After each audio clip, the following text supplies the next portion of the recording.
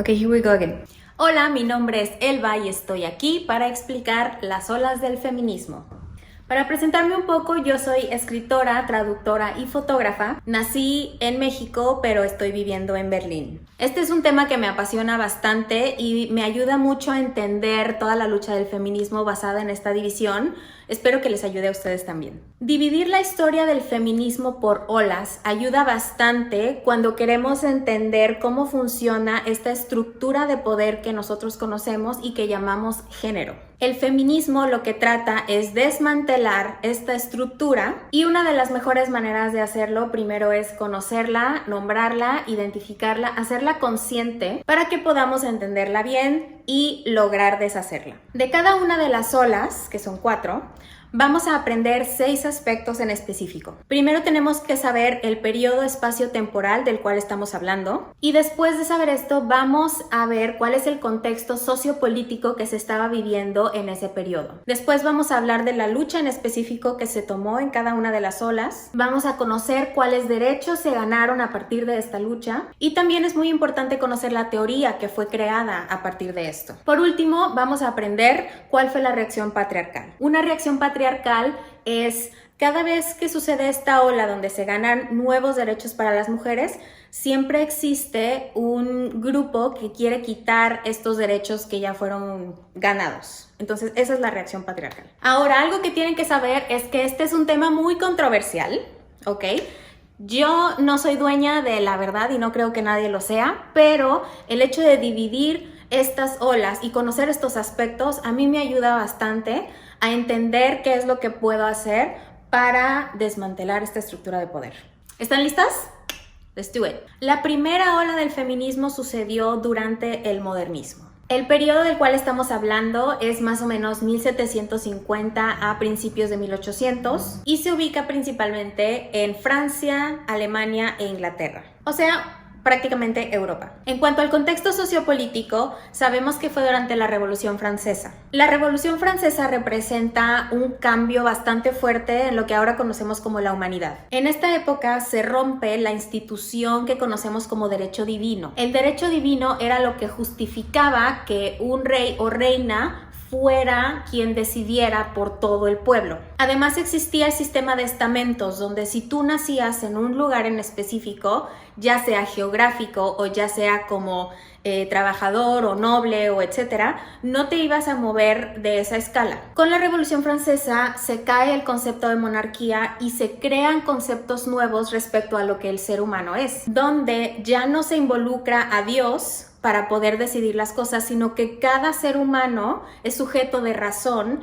y esta razón es la que te va a hacer tomar decisiones políticas, o sea, las decisiones que nos van a afectar a todos. Los conceptos creados son libertad, igualdad, universalidad, sujeto político, ciudadano, derechos. Hasta ahora todo va bien. El problema es que la mujer nunca fue considerada como un ser humano bajo estos aspectos. A pesar de que las mujeres lucharon, tomaron las armas para luchar en la Revolución Francesa, no se le consideraba un ser racional. Por lo tanto, como la mujer no tenía razón, no podía ser sujeta política para poder tomar decisiones como votar, como poder tener propiedades y no se diga tomar decisiones dentro de la casa. Aquí es donde comienza el feminismo como teoría. Por 2 razones. Uno, se conceptualiza el fenómeno social donde se señala esta falta de razón que se le atribuye a la mujer solamente por serlo. Y de la misma manera se trata de invitar a un movimiento de masas. No podemos hablar tal cual de derechos que hayan ganado las mujeres en esta época en particular,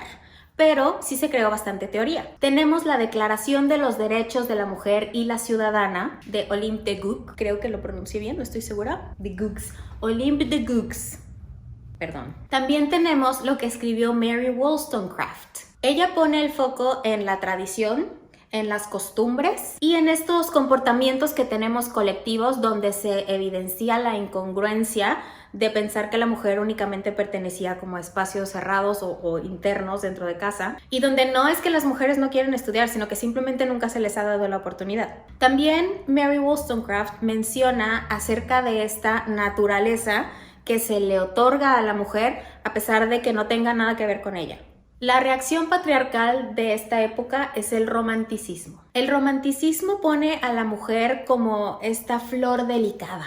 Es este ser que es obediente, que es tan pura que es casi inalcanzable, que sueña con ser madre, sueña con dedicar su vida a todos, sueña con ser esta damisela que necesita un hombre para sobrevivir, básicamente. Y lo que hace la misoginia romántica es que naturaliza a las mujeres y las hace hembras antes que seres humanos. Y así es como se justifica que tenga un trato especial, nada más porque es hembra, porque es mujer. Y no solamente trato especial, sino que se esperan cosas específicas de ella. La segunda ola es el sufragismo. Algo importante que tenemos que recalcar es que existe una distinta clasificación de olas dependiendo de dónde se esté viendo. Si hablamos de Europa, la ven como la segunda ola porque es el segundo movimiento que se vivió ahí. Pero si la vemos desde Estados Unidos, es la primera ola porque es el primer movimiento que se ve en esta área. Estamos hablando más o menos de 1850, como ya mencioné, en Inglaterra, principalmente Europa y Estados Unidos. Estamos hablando de una época post-revolución industrial. Es una época de mucho movimiento obrero donde las personas estaban tratando de luchar por sus derechos de trabajadores. Al mismo tiempo también había muchas luchas antiesclavistas. En 1848 se publica el Manifiesto Comunista de Marx y Engels y el movimiento feminista ya se empieza a tomar tal cual como un movimiento de masas. Aquí sí es donde se ve realmente el movimiento que hubo a partir de esto. La lucha que se vive en esta época es particularmente fuerte. Es mucho más activista que teórica, porque las mujeres ponen el cuerpo mismo como elemento de lucha y su manera de luchar fue tomando los espacios públicos. Tenemos que tener en cuenta que en esta época las mujeres casi no salían a la calle si no iban acompañadas de un hombre. Entonces, con el simple hecho de estar ellas solas en un lugar público, tomaban las calles literal.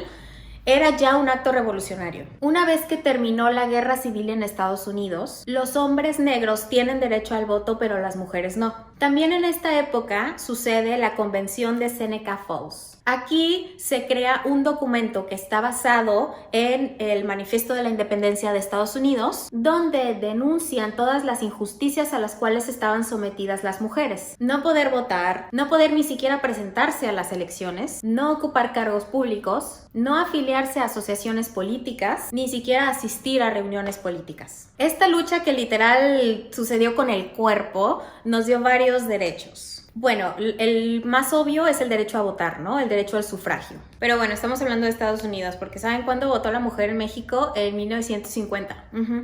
Pero también se obtuvo el derecho a la educación, una reforma de leyes en el matrimonio donde los bienes ya no se pasan del padre al marido, sino que ya le pertenece a la mujer, derecho a la propiedad, derecho a la patria potestad de los hijos y el derecho de ejercer una profesión. O sea, mucho de lo que nosotros pensamos que es normal en este momento se debió porque mujeres lucharon por esto, o sea, it wasn't a given. Como esta época fue de lucha, casi no se concentró en crear teoría. Sin embargo, estamos hablando de oradoras espectaculares. Muchos de los discursos que ellas daban al aire libre fueron transcritos y eso es lo que se toma como teoría. Además, se escribió un libro que se llama La esclavitud de las mujeres, de John y Harriet Taylor Mill, que eran un matrimonio. La reacción patriarcal de esta época también es controversial. Kate Millett, de quien vamos a hablar más adelante, dice que la reacción patriarcal de esta época fue el psicoanálisis. No me suena tan descabellado, ¿eh? Toda esta teoría donde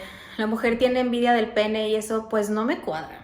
La tercera ola la llamo feminismo radical porque fue cuando fue creada esta teoría. Ojo, cuando hablo de feminismo radical no me refiero a extremos, sino a analizar la raíz del feminismo. Lo que en este entonces se trataba de explicar era de dónde nacía esta condición de mujer. Estamos hablando más o menos de la década de 1960-1970 y nos vamos a centrar en Estados Unidos en particular, pero de cualquier manera las cosas que sucedieron aquí tuvieron repercusión en todo el mundo. En cuanto al contexto, es importante señalar que estamos en una época de posguerra, o sea, el término de la Segunda Guerra Mundial, donde Estados Unidos presenta cierto tipo de avance económico por esta situación. Algo súper importante que tenemos que saber aquí es que existen unas bases sólidas teóricas respecto a lo que es ser mujer. Vamos a hablar de dos en particular. La primera es Simone de Beauvoir quien escribe su libro El segundo sexo. Esta famosa frase de la mujer no nace, se hace.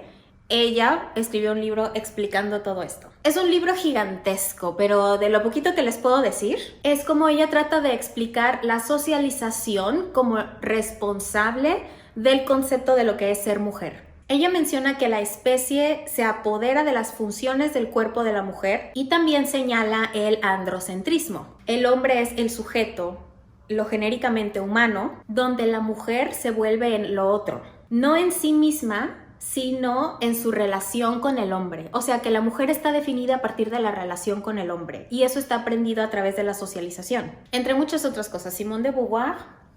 Otra escritora también importante que tenemos que mencionar es Betty Friedan. Ella escribió un libro que se llama La mística de la feminidad y trata de explicar algo que ella nombra el malestar que no tiene nombre, donde explica que existe una norma moral que define lo que es femenino, pero esta norma limita la existencia y el futuro de la mujer. Hace un análisis de revistas y menciona que las mujeres únicamente son representadas por hombres para empezar y son puestas como amas de casa que siempre tienen la comida lista y dedica su vida a los hijos y cosas así. Lo que sucede es que se alteran los ideales de la realización de la mujer y esta es la naturaleza del malestar. En cuanto a la lucha, también vemos manifestaciones. Tomar el espacio público a manera de protesta. Lo que buscaban hacer era hacer pública la idea de la violencia sexual. Y también crearon grupos de autoconciencia donde se juntaban mujeres a hablar y discutir cómo su condición de mujer establecía ciertos parámetros dentro de su vida y las relaciones con los otros. Los derechos que se ganaron aquí fueron principalmente reproductivos, que las mujeres tuvieran acceso a anticonceptivos y que también se discutiera el derecho al aborto.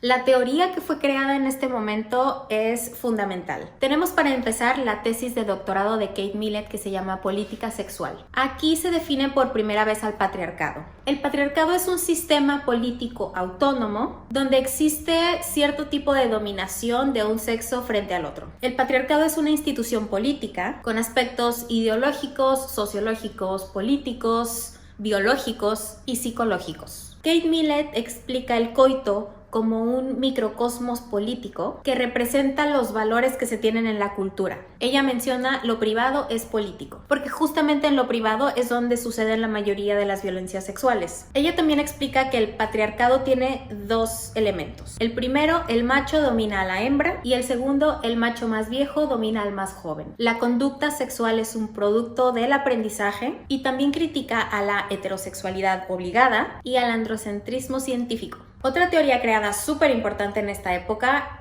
está basada en un libro que se llama La dialéctica del sexo, de una escritora llamada Shulamit Firestone. Ella lo que hace es que toma el concepto de clases de Marx y de Engels y lo aplica a esta relación de poder basada en el sexo. Ella crea el concepto de clases sexuales, donde explica que la primera división de trabajo es la sexual. Ella menciona también que esta opresión tiene un aspecto político. Primero es la fortificación del privilegio masculino y la segunda es la delegación de responsabilidades de cuidado a la mujer. Ella también menciona que el amor romántico es una herramienta que tienen los hombres para posicionarse sobre las mujeres y este poder masculino evita que las mujeres sean conscientes de su condición. El feminismo radical lo que hace es tratar de encontrar la base de lo que significa ser mujer y esto está ligado al cuerpo, a los genitales básicamente. No estoy diciendo que esté bien o mal, simplemente les estoy diciendo cómo está el chisme. Hay varias reacciones patriarcales. Primero, que existe una carta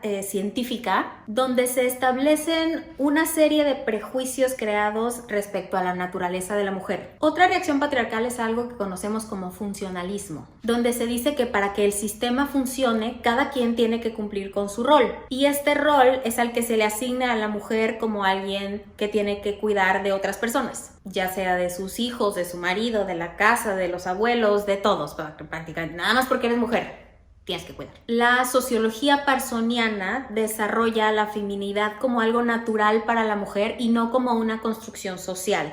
Eso también es una reacción patriarcal. Y también otra es el mito de la emancipación, donde se les hace creer a las mujeres que ya tienen los derechos que necesitan y que no es necesario que luchen por más, que ya todo está cool y que le bajen 2 rayitas a su desmadre. Ya no es necesario luchar por nada más. ¡Felicidades! Ahora vamos con la cuarta ola, que es en realidad la época en la que estamos viviendo. O sea, la cuarta ola está sucediendo right now. Me tomé la libertad de llamar a esta ola ciberfeminismo. El periodo en el cual estamos viviendo es el periodo actual, donde se juntan dos aspectos fundamentales. La época digital, todos estamos conectados, y además es una época global. ¿Cuál es el contexto que estamos viviendo? Para empezar, el sistema en el cual estamos viviendo es un sistema neoliberal, donde ya existe una globalización económica. Y en cuanto a las bases del feminismo que tenemos que tomar en cuenta, primero es el feminismo de la diferencia, que sucedió entre los 60s y los 90s en varios lugares, pero tuvo mucho auge en Italia y en Francia. También tenemos el anticolonialismo, que empezó en los 70s y se ha estado desarrollando desde entonces, donde se cuestiona la hegemonía del pensamiento colonialista. Tenemos la interseccionalidad, que también es algo que empieza más o menos en los 90s, donde ya tenemos en cuenta de que no es un solo factor el que determina esta dinámica de poder, sino que son muchos. El color de piel, el sexo o el género, el idioma que hablas, la sexualidad, cómo vives tu sexualidad, de dónde vienes y un largo etcétera. Otra base muy importante que tenemos que tomar en cuenta es la teoría queer. La teoría queer también empezó por Judith Butler en los 90s y más adelante vamos a tocar este tema porque es muy delicado. En cuanto a la lucha que sucede en este momento, pues ya lo conocemos. Para empezar, estamos viendo un movimiento de masas que no se veía desde los 70s. Es una realidad global, no hay una zona sin feminismos. Tiene un carácter intergeneracional, donde ya no importa si eres baby boomer, si eres millennial, si eres Generation X, Y, whatever. Estamos todas unidas por la misma visión. También existe un ciberactivismo, donde ya se concibe un nosotras dentro de todo lo que sucede. Y hemos vivido muchos movimientos, el movimiento del Me Too, el movimiento en Argentina a favor de los derechos del aborto, el movimiento en Chile con El violador eres tú. Gran canción, gran canción. Las mujeres en Polonia luchando por el derecho al aborto, las mujeres en India donde están pidiendo reconocer la violencia, y cada 8 de marzo donde se ve muchísimo más movimiento. ¿Cuáles son los derechos que podemos decir que hemos ganado? Tenemos el derecho a aborto disponible en más países. Tenemos en muy pocos países un intento por eliminar la brecha salarial. Tenemos la creación del concepto legal de lo que es el feminicidio y donde también podemos utilizar las herramientas digitales para ponernos de acuerdo y hacer más movimientos. La teoría que se crea en este momento pues es muy variada y está vista desde muchos puntos de vista, pero básicamente lo que se trata es de politizar el amor romántico, hablar, discutir y eliminar la cultura de la violación, mencionar cómo el cuidar a alguien más es un trabajo y por lo tanto debería de estar remunerado. Lo que el feminismo busca es identificar la política sexual patriarcal que está en el sistema neoliberalista que vuelve a las mujeres alguien que tiene que hacer trabajos de cuidado, donde prácticamente las mujeres son servidoras del sistema. Ahora, si ya hablamos del ciberfeminismo en específico, ya se busca una conexión y un alcance que nos logre de cierta manera emancipar de lo que el patriarcado nos ha traído. También se menciona que los lenguajes de programación fueron creados por Ada Lovelace, una mujer, y por lo tanto tienen elementos feministas. También se busca hacer un replanteamiento radical de los procesos de innovación tecnológica y el impacto que tienen en la vida y la cultura. Les voy a leer una cita muy preciosa de Rosy Braidotti. La estrategia más efectiva para las mujeres sigue siendo utilizar la tecnología para liberar su imaginación colectiva del falo y sus valores accesorios como el dinero, la exclusión, la dominación, el nacionalismo, la feminidad icónica y la violencia sistematizada. Ahora vamos al tema más controversial de todo este video. ¿Cuál es la reacción patriarcal que estamos viviendo en este momento? Para empezar, más o menos desde el 2015, el feminismo está en una etapa donde trata de no perder los derechos que ya se ganaron. Porque si se acuerdan, siempre por cada derecho que se gana, ahí va alguien para tratarlos de quitar porque ya no le sirven al sistema, ¿no? Or something, I don't know. Ahora, si les preguntamos a las feministas radicales, ellas van a decir que la teoría queer es la reacción patriarcal. La teoría queer lo que hace es tratar de desmantelar la idea que tenemos de género y sexo, donde el sexo o el cuerpo ya no tiene que estar ligada a la manera en la que nosotros vemos nuestra performatividad de la vida, cómo vamos a movernos en el mundo y cómo yo voy a hacerles a otros pensar que soy mujer o que soy hombre o ninguno de los dos, o a veces uno o a veces otro, y está bien. La situación aquí con la teoría queer es que con esta ideología se rompe el sujeto político en el cual nos estamos basando para definir a la mujer. O sea, ¿cómo vamos a crear políticas que nos ayuden a defender a la mujer de la violencia sexual si desde un principio estamos diciendo ya que la mujer puede ser cualquier cosa? Y esto es donde está la controversia más grande, y por favor no se enojen, yo estoy haciendo lo mejor que puedo. De hecho, yo misma no lo sé. Yo no veo a la teoría queer como una amenaza para el feminismo. Al contrario, o sea, la veo como que podemos estar ampliando nuestros horizontes. Además, la teoría queer tiene un aspecto bastante fuerte en toda esta idea de la identidad digital, donde ya no necesitas el cuerpo para estar en cierto aspecto en el internet, en el ciberespacio. Es una onda bastante interesante, no tengo todas las respuestas, tengo muchas preguntas de hecho. Y yo he escuchado varias feministas radicales que están en contra de la teoría queer por el simple hecho de que cuestiona esta situación del sexo y el género y el cuerpo. Judith Butler, que fue quien escribió la teoría queer en los 90s, propone únicamente que reevaluemos lo que nosotros tenemos de idea de lo que es ser mujer. Y algo que yo todavía no entiendo bien y tampoco estoy un poco de acuerdo es con el feminismo trans excluyente. Y Judith Butler nos dice, en realidad, más bien lo que tenemos que hacer es cuestionarnos qué significa ser mujer. ¿Qué tal que si ya no lo ligamos con eso y lo ligamos con otros aspectos? Pero al mismo tiempo, la realidad es muy distinta a la teoría. Siguen existiendo 11 muertas al día en México únicamente por ser mujer. El feminicidio es algo que sucede en todo el mundo y estamos en una gran necesidad de creación de políticas que protejan esta situación de vulnerabilidad, que también lo tienen las personas queer, las personas trans, y no por eso se excluye. Creo que el feminismo lo que está luchando es justamente por romper esta barrera que existe entre los géneros, y al ser trans excluyente está simplemente utilizando el mismo argumento para excluir a personas que también están en un estado vulnerable. Pero esa solo es mi opinión. ¿Cómo ven? ¿Les gustó? ¿No les gustó? ¿Aprendieron algo nuevo? Lo importante es que ahora que ya tenemos esta información, la utilicemos para nuestra propia lucha, donde le podemos dar más estructura con un lenguaje nuevo. Hay gente que ya se ha encargado de analizar y crear teoría respecto a esta estructura de poder contra la cual estamos luchando día a día. Mi nombre es Elba, espero que les haya gustado este video y nos vemos pronto. Chao.